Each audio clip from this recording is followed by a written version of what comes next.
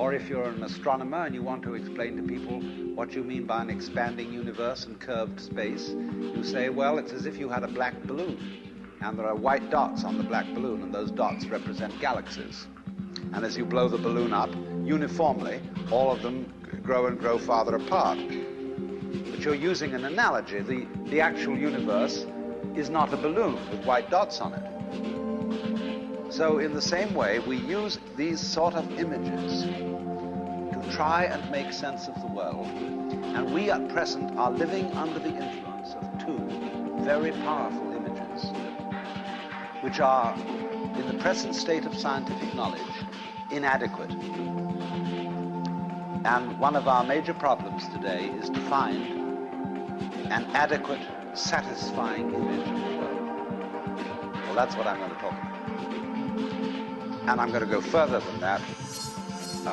Not only what image of the world to have, but how we can get our sensations and our feelings in accordance with the most sensible image of the world that we can manage to conceive. All right, now, the two images which we have been working under for 2,000 years and maybe more are what I would call two models of the universe. The first is called the ceramic model, and the second, the fully automatic model. The ceramic model of the universe is based on the book of Genesis, from which Judaism, Islam, and Christianity derive their basic picture of the world. And the image of the world in the book of Genesis is that the world is an artifact. It is made. As a potter takes clay and forms pots out of it, or as a carpenter takes wood and makes tables and chairs out of it. Don't forget, Jesus is the son of a carpenter. Also the son of God. So the image of God and of the world is based on the idea of God as a technician, potter, carpenter, architect, who has in mind a plan and who fashions the universe in accordance with that plan. So basic to this image of the world is the notion, you see, that the world consists of stuff, basically. Primordial matter, substance, stuff,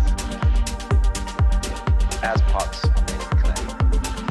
Now, clay by itself has no intelligence. Clay does not of itself become a pot, although a good potter may think otherwise. Because if you were a really good potter, you don't impose your will on the clay. You ask any given lump of clay what it wants to become, and you help it to do that. And then you become a genius.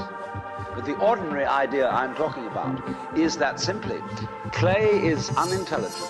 It's just stuff. And the potter imposes his will on it and makes it become whatever he wants. And so in the book of Genesis, the Lord God creates Adam out of the dust of the earth. In other words, he makes a clay figurine. And then he breathes into it, and it becomes alive. Because the clay becomes informed. By itself, it is formless. It has no intelligence. And therefore, it requires an external intelligence and an external energy to bring it to life and to put some sense into it. And so, in this way, we inherit a conception of ourselves as being artifacts, as being made, and it is perfectly natural in our culture for a child to ask its mother, how was I made? Or who made me? And this is a very, very powerful idea, but for example, it is not shared by the Chinese or by the Hindus. A Chinese child would not ask its mother, how was I made? The Chinese child might ask its mother, how did I grow? Which is an entirely different proceeding. Thank you. make something, you put it together, you arrange parts, or you work from the outside to the in as a sculptor works on a stone or as the potter works on clay. But when you watch something growing, it works in exactly the opposite direction. It works from the inside to the outside. It expands, it burgeons, it blossoms, and it happens all over itself at once. In other words, the original simple form, say, of a living cell in the womb, progressively complicates itself. That's the growing process. It's quite different from the making process. We have thought historically, of the world as something made in the idea being that trees, for example, are constructions. Just as tables, houses are constructions. And so there is, for that reason, a fundamental difference between the made and the maker. And this image, this ceramic model of the universe, originated in cultures where the form of government was monarchical, and where, therefore, the maker of the universe was conceived also at the same time in the king of kings, lord of lords, the only ruler of princes who doesn't fly thrones and knows all government.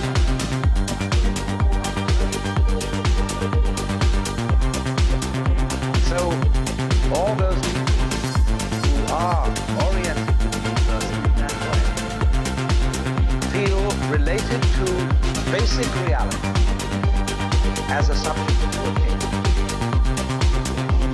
And so they are on very, very humble terms in relation to whatever it is that works all this thing. I find it odd in the United States that people who are citizens of a republic have a monarchical theory of the universe.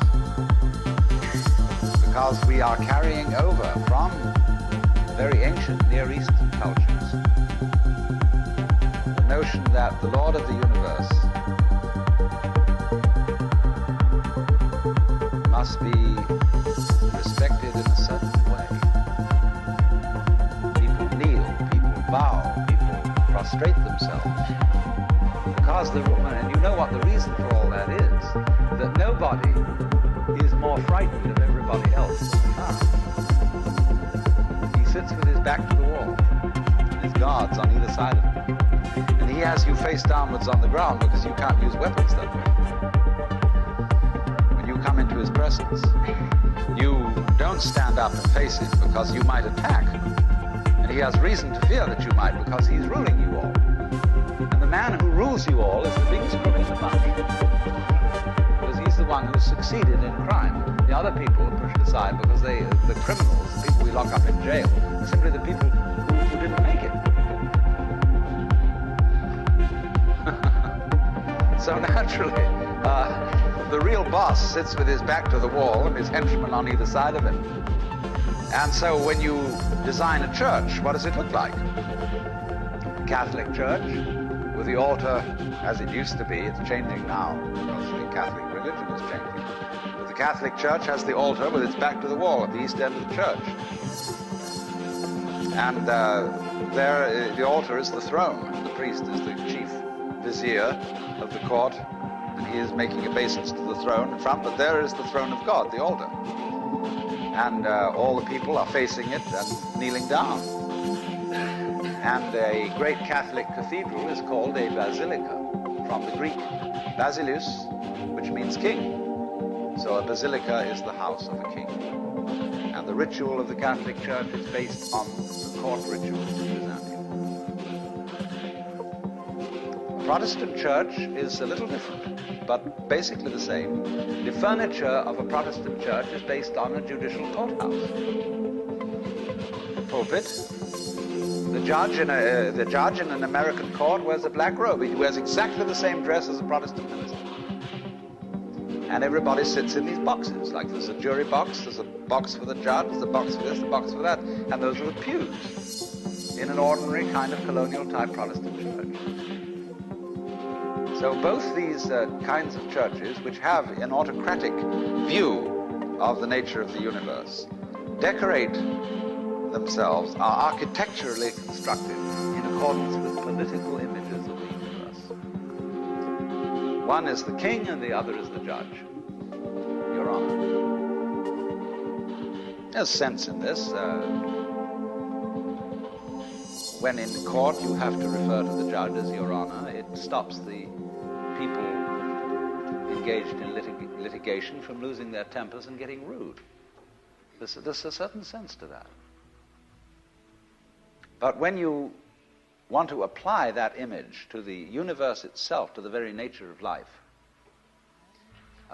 it has limitations. For one thing, the idea of a difference between matter and spirit. This idea doesn't work anymore. Long, long ago, physicists stopped asking the question, what is matter? They began that way. They wanted to know, what is the fundamental substance of the world? And the more they asked that question, the more they realized they couldn't answer it. Because if you're going to say what matter is, you've got to describe it in terms of behavior. That is to say, in terms of form, in terms of pattern. You tell what it does. You describe the smallest shapes of it that you can see. You see what happens? You look, say, at a piece of stone, and you want to say, well, what is this piece of stone made of? Well, you take your microscope, and you look at it, and instead of just this block of stuff, you see ever so many tinier shapes, little crystals. So you say, fine, so far so good. Now, what are these crystals made of? You take a more powerful instrument, and you find that they are made of molecules. And then you take still more powerful instruments to find out what the molecules are made of, and you begin to describe atoms, electrons, protons, mesons, all sorts of sub-nuclear particles. But you never arrive at the basic stuff. Because there isn't that. What happens is this. Stuff is a word for the world as it looks when our eyes are out. Fuzzy. Stuff, the idea of stuff is that it's undifferentiated, it's some kind of a goo. And when your eyes are not in sharp focus, everything looks fuzzy. When you get your eyes into focus, you see a form, you see a pattern. But when you want to change the level of magnification and go in closer and closer and closer, you get fuzzy again before you get clear. So every time you get fuzzy, you go through thinking there's some kind of stuff there.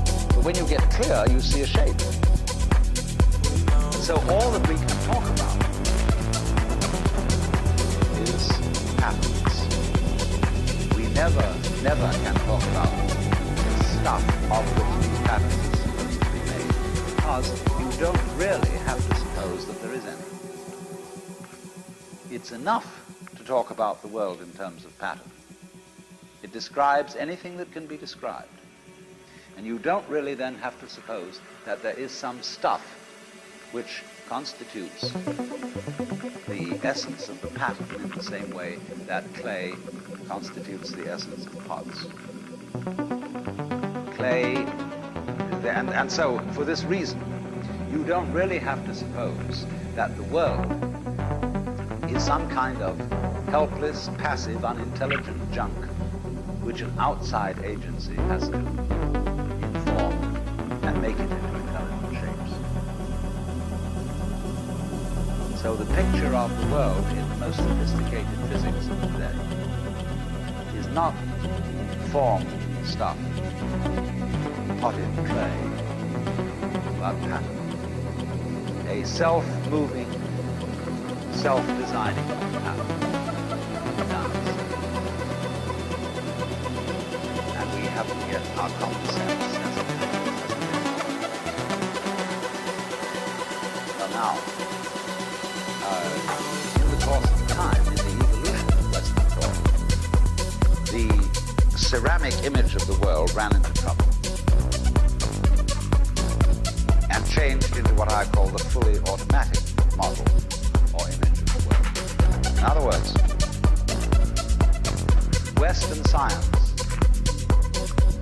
was based on the idea that there are laws of nature. And it got that idea from Judaism and Christianity and Islam. That, in other words, the potter, the maker of the world, in the beginning of things, laid down the laws. And the law of God, which is also the law of nature, called Logos. And in Christianity, the Logos is the second person of the Trinity, incarnate as Jesus Christ, who thereby is the perfect exemplar of the divine law.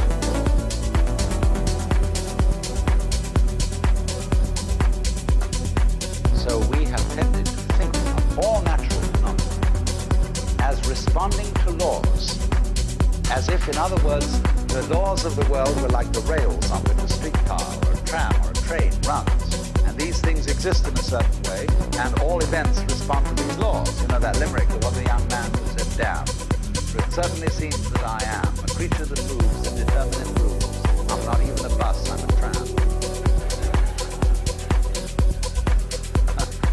So, here's this idea that there's a kind of a plan, and everything responds and obeys that plan. Well, in the 18th century, Western intellectuals began to suspect this idea. And what they suspected is whether there is a lawmaker, whether there is an architect of the universe. And they found out, or they reasoned, that you don't have to suppose that there is. Why? Because the hypothesis of God does not help us to make any predictions.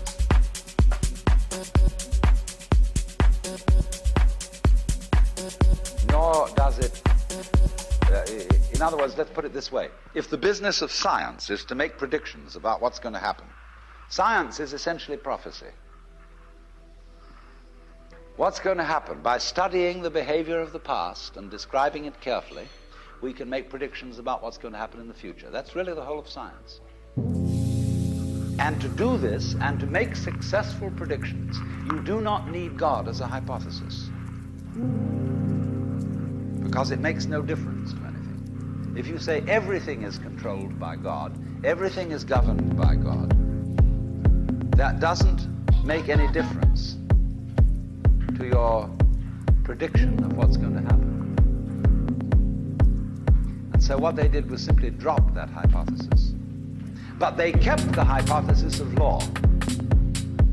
Because if you can predict, if you can study the past and describe how things have behaved, and you've got some regularities in the behavior of the universe, you call that law. Although it may not be law in the ordinary sense of the word, it's simply regularity. And so what they did was they got rid of the lawmaker and kept the law. And so they conceived the universe in terms of a mechanism. Something, in other words, that is functioning according to regular, clock-like mechanical principles. Newton's whole image of the world is based on billiards. The atoms are billiard balls, and they bang each other around. And so your behavior, every individual therefore is defined as a very, very complex arrangement of billiard balls being banged around by everything else. And so behind the fully automatic model of the universe is the notion that reality itself is, to use the favorite term of 19th century scientists, blind energy. in, say, the metaphysics of Ernst Haeckel and T.H. Huxley, the world is basically nothing but energy. Blind, unintelligent force. And likewise, in parallel to this, in the philosophy of Freud, the basic psychological energy is libido, which is blind lust. And it is only a fluke. It is only as a result of pure chances that, resulting from the exuberance of this energy, there are people with values, with reason, with languages, with cultures, and with love. Just a fluke. Like, 1,000 monkeys typing 1,000 typewriters for 1,000,000 years will eventually type the Encyclopedia Britannica. And of course, the moment they stop typing the Encyclopedia Britannica, they will relapse into nonsense.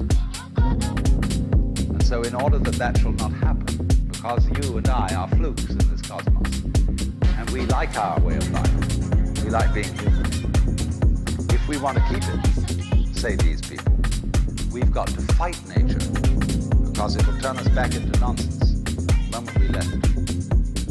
And so we've got to impose our will upon this world as if we were something completely alien to it from outside.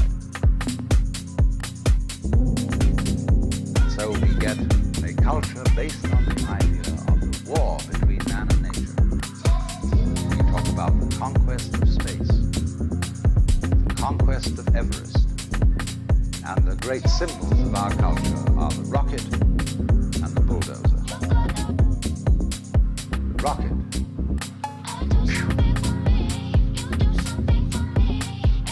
Compensation for the sexually inadequate male.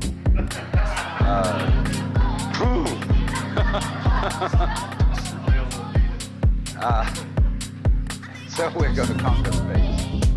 We're in space already, way out. If anybody cared to be sensitive and let what's outside space come for you, you can if your eyes are clear enough. Aided by telescopes, aided by radio astronomy, aided by all the kind of sensitive instruments we can devise. We're as far out in space as we're ever going to get.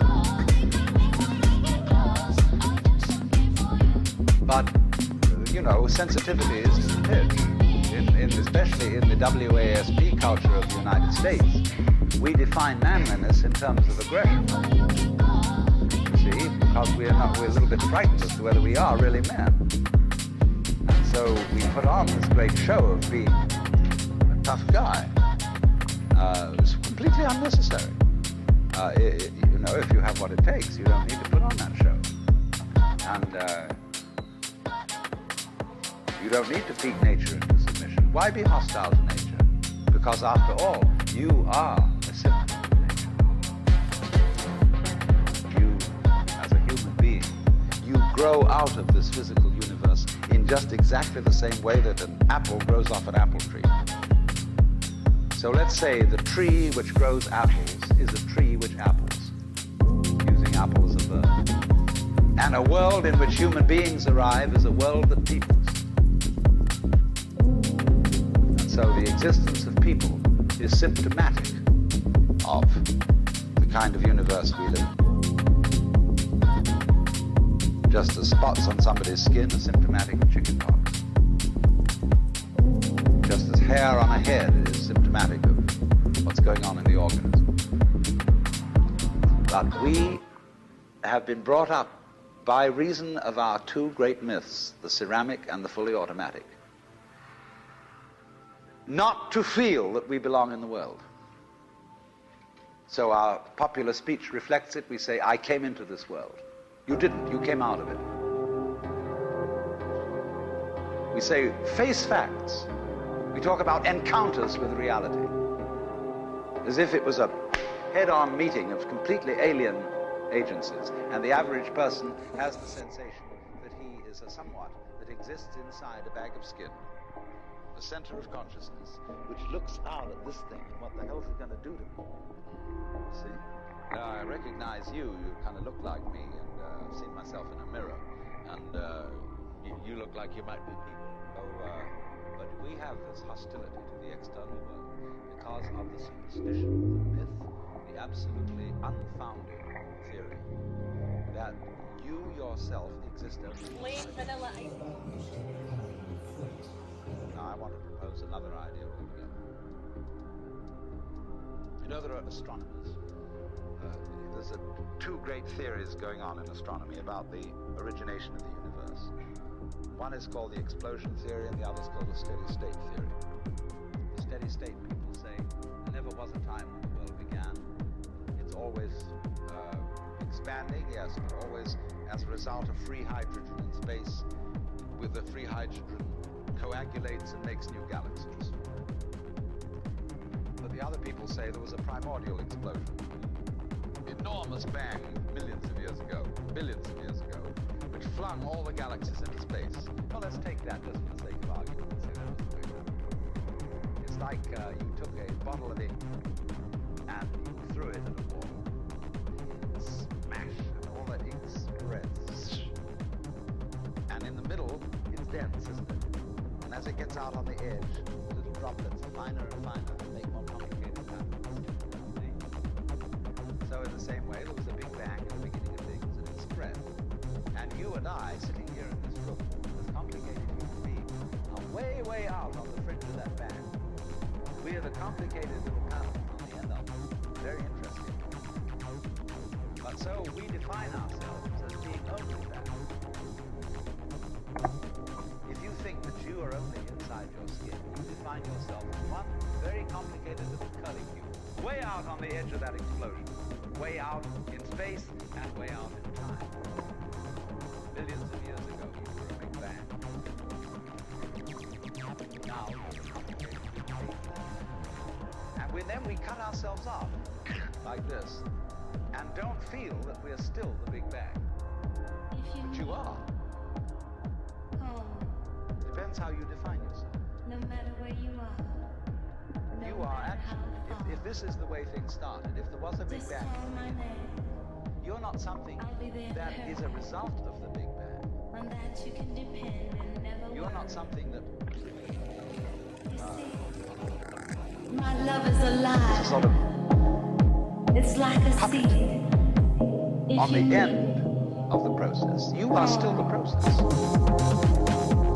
You are the big bang, the original force of the universe coming on as whoever you are.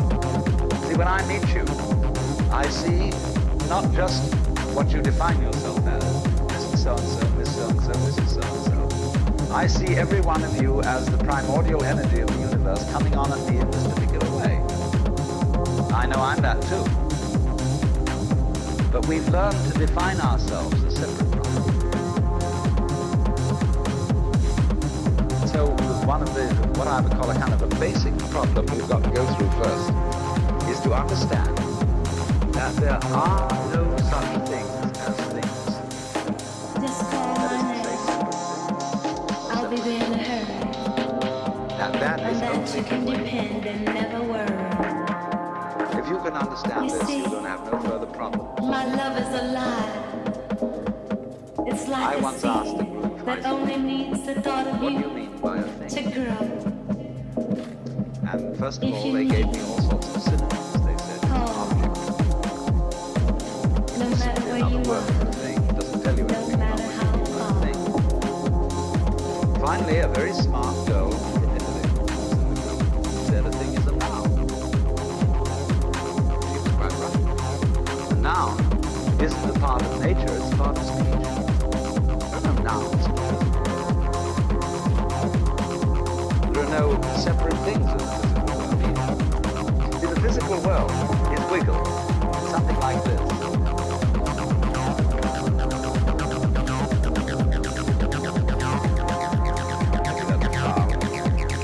Clouds, mountains, trees, people, are all wiggle.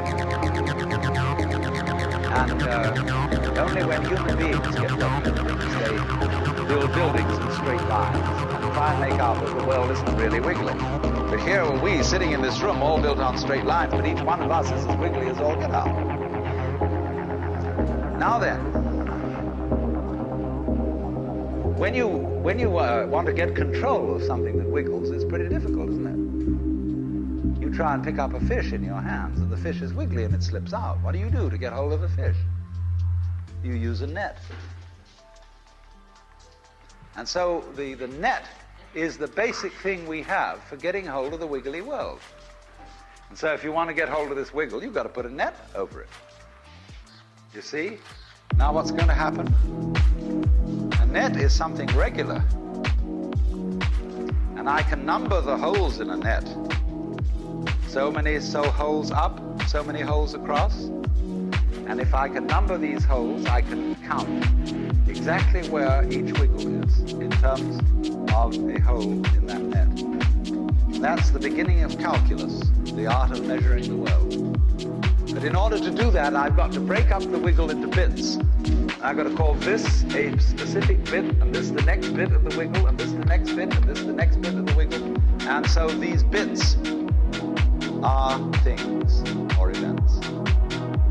Bits of wiggles, which I mark out in order to talk about the wiggle, in order to measure it, therefore in order to control it. But in nature, in fact, in the physical world, the wiggle isn't bitted. Like you don't get a cut-up fryer out of an egg. But you have to cut the chicken up in order to eat it. You bite it. But it doesn't come bitten. So the world doesn't come thing. It doesn't come invented. You and I are all as much continuous with the physical universe as a wave is continuous with the ocean. The ocean waves, and the universe peoples. And as the wave, I wave at you and say, you! The world is waving at you, at me with you. And saying, hi, I'm here. But we are consciousness, and the way we feel and sense our existence, being based on a myth that we are made, that we are parts, that we are things, our consciousness has been influenced so that each one of us does not feel that. We have been hypnotized, literally hypnotized, by social convention into feeling and sensing that we exist only inside our skins. That we are not the original bang, but just something out on the end of it. And therefore we're scared stiff. Because my wave is going to disappear. And I'm going to die. And that would be awful. We've got a mythology going now, which is Father Maskell put it, we're nothing but something that happens between the maternity ward and the crematorium. That's it. And therefore everybody feels unhappy and miserable. No, this is what people really believe today. You may go to church, you may say you believe in this, that, and the other, but you don't. Even Jehovah's Witnesses, who are the most fundamentalists, they're polite when they come round and knock at the door. But if you really believed in Christianity, you'd be screaming in the streets. But nobody does. You'd be taking full-page ads in the paper every day. You'd have the most terrifying television. Churches would be going out of their minds if they really they hope they think they ought to. They believe they should believe, but they don't. Because what we really believe is the fully automatic mind. And that is our basic plausible common sense. You are a separate event. And you run from the maternity ward to the crematorium, that's it. Now why does anybody do that? There's no reason, because it isn't even scientific. It's just a myth. And it's invented by people who wanted to feel in a certain way, play a certain game. See, the game of God got embarrassed. The idea of God as the potter, the architect of the universe, is good. It makes you feel that life is, after all, important. There is someone who cares. It has meaning, it has sense, and you are valuable in the eyes of the Father. But after a while, it gets embarrassing. realize that everything you do is being watched by God. He knows your tiniest, inmost feelings and thoughts, and you say after a while, quit bugging me. I don't want you around. So you become an atheist, just to get rid of it. Then you feel terrible after that, because you got rid of God, but that means you got rid of yourself. You're just nothing but a machine. And your idea that you're a machine is just a machine too. So if you're a smart kid, you commit suicide. Camus said there is only really one serious philosophical question, which is whether or not to commit suicide. I think there are 4 or 5 serious philosophical questions. The first one is, who started it? The second is, are we going to make it? The third is, where are we going to put it? The fourth is, who's going to clean up? And the fifth, is it serious? But still, should you or not commit suicide? This is a good question. Why go on? And you only go on if the game is worth the candle. Now, the universe has been going on for an incredible long time. And so, really, a satisfactory theory of the universe has to be one that's worth betting on. That's seems to me, absolutely elementary common sense. If you make a theory of the universe which isn't worth betting on, why bother? Just commit suicide. But if you want to go on playing the game, you've got to have an optimal theory for playing the game. Otherwise, there's no point in it. But the people who coined the fully automatic theory of the universe were playing a very funny game. What they wanted to say was this: all you people who believe in religion are old ladies and wishful thinkers. You've got a big daddy up there and you want a comfort and thing, but life is rough. Life is tough. And success goes to the most hard-headed people. That was a very convenient theory when the European-American world was colonizing the natives everywhere else. So we are the end product of evolution, and we're tough. See, I'm a big, strong guy because I face facts, and life is just a bunch of junk, and I'm going to impose my will on it and turn it into something else. And I'm real hard. That's a way of flattering yourself. So it has become academically plausible. In fact, this is the way the world works. In academic circles, no other theory of the world than the fully automatic model is respected. Because if you're an academic person, you've got to be an intellectually tough person. You've got to be prickly. There are basically 2 kinds of philosophy. One's called prickles, the other's called cool. And prickly people are precise, rigorous, logical, like everything chopped up and clear. Cool people like it vague. For example, in physics, prickly people believe that the ultimate constituents of matter are particles. Cool people believe it's waves. In philosophy, prickly people are logical positivists and cool people are idealists. And they're always arguing with each other. But what they don't realize is that neither one can take his position without the other person. Because you wouldn't know you advocated prickles unless there was somebody else advocating goo. You wouldn't know what a prickle was unless you knew what goo was. Because life is not either prickles or goo, it's gooey prickles and prickly goo. They go together like back and front, male and female. And that's the answer to philosophy. See, I'm a philosopher, and I'm not going to argue very much, because if you don't argue with me, I don't know what I think. So if we argue, I say thank you, because going to the courtesy of your taking a different point of view, I understand what I mean, so I can't get rid of you. But however, you see, this whole idea that the universe is just nothing at all but unintelligent force playing around, not even enjoying it, is a put-down theory of the world. People who had an advantage to make, a game to play by putting it down, and making out that because they put the world down, they were a superior group of people. So, that does not do. We've had it.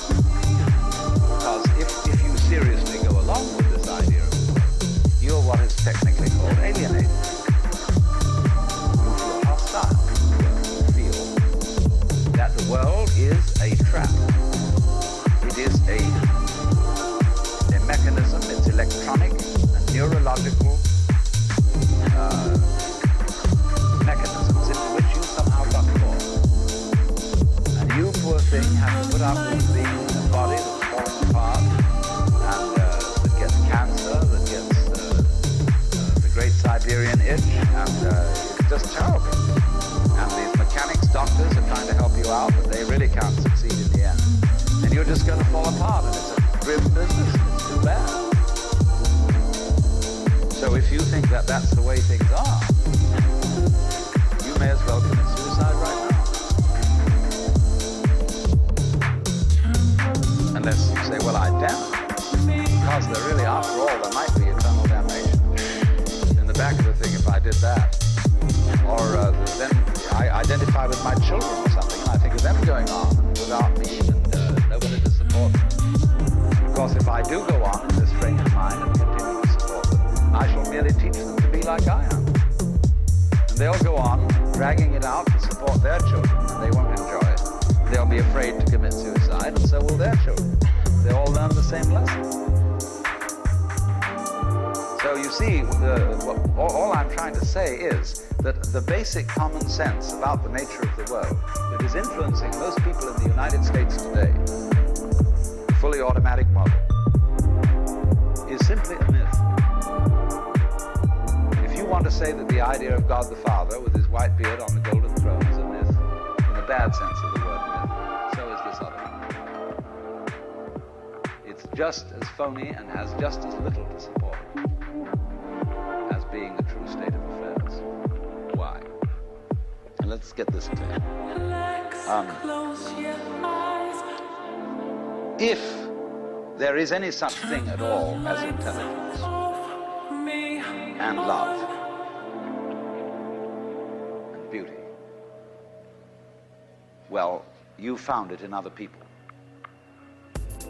In other words, it exists in us as human beings.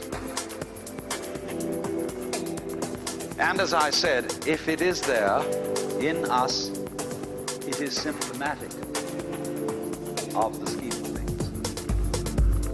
We are as symptomatic of the scheme of things as the apples are symptomatic of the apple tree or the rose of the rose bush.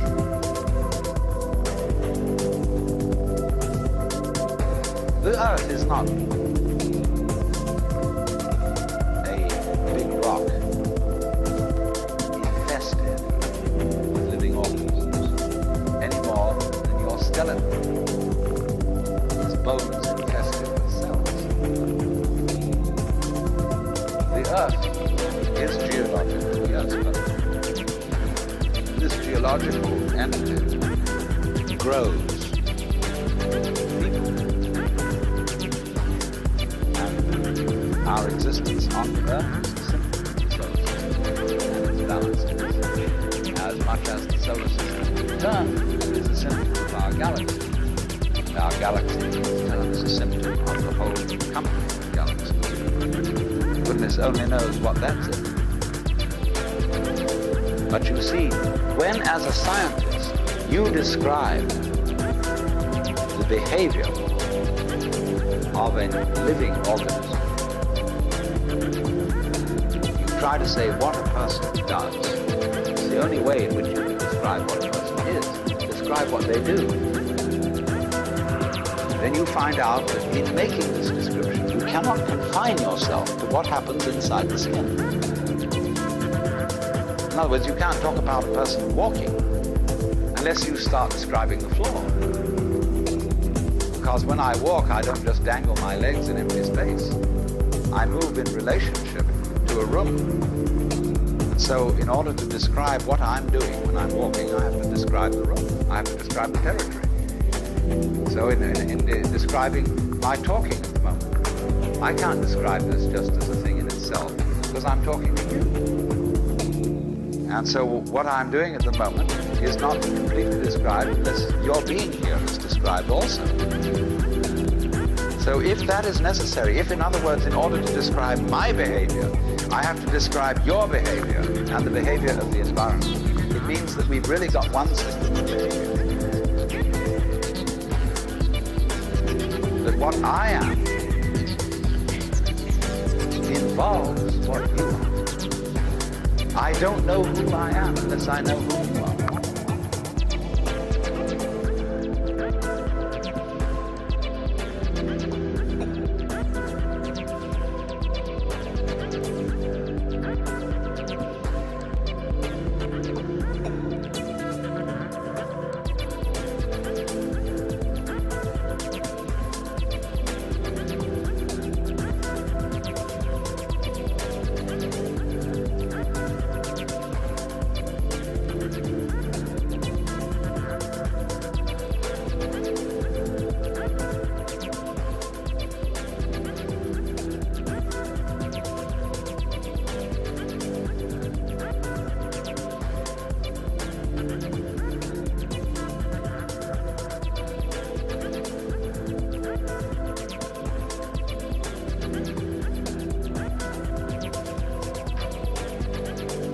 That what I am